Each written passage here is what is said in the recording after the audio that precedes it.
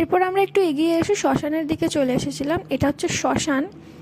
আর এখানে বেশ কি বলবো, একটা কীরকম একটা ফিল হচ্ছিল, একটু ভয় ভয়, এটা কীরকম একটা ফিল হচ্ছিলো যেটা বলে বোঝাতে পারবো না। তো তোমরা এখানে দেখো ভিড় কীরকম এখানেও। আর এখানে দেখো সব মাথার খুলি টুলি, জানি না এসব কী, আমার তো প্রচুর একটু ভয় ভয় লাগছিল।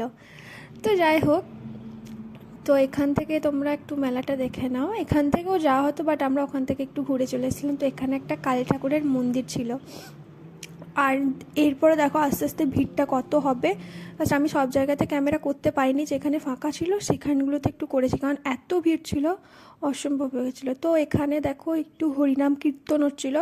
তো আমরা এখানে একটু এলাম, এখানে একটু বসলাম, একটু শুনলাম কীর্তন। তারপর আমরা এখান থেকে চলে গেছিলাম আবার মেলার দিকে।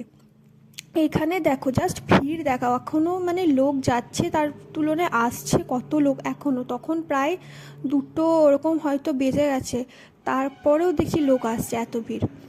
তো এখানে আমরা একটু মেলা টেলা ঘুরে চলে এসেছি। এখানে দেখো বৌদি কীরকম নামছে হাই হ্যালো করতে করতে।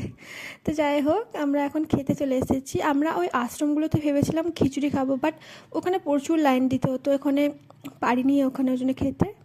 তো আমরা খেয়ে দিয়ে এখানে আবার ওখানেই চলে এসেছি যে একটু বসার জন্য, একটু রেস্ট নেওয়ার জন্য। এখানে ডেকোরেশনটা জাস্ট দেখো কি সুন্দরভাবে ডেকোরেট করেছে, মানে সেই পেছে তারপর কুলো হয় না, ওই রকম টাইপের ডেকোরেশনটা খুব সুন্দর লাগছিলো। এখানে তো মনে হচ্ছিলো একটা ছাড়িয়ে নিয়ে চলে যায়।